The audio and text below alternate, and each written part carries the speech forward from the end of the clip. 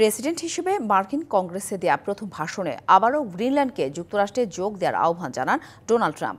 স্থানীয় সময় মঙ্গলবার ওয়াশিংটন ডিসির ক্যাপিটল হিলে মার্কিন কংগ্রেসের যৌথ অধিবেশনে প্রেসিডেন্ট হিসেবে প্রথম ভাষণে একথা বলেন ডোনাল্ড ট্রাম্প।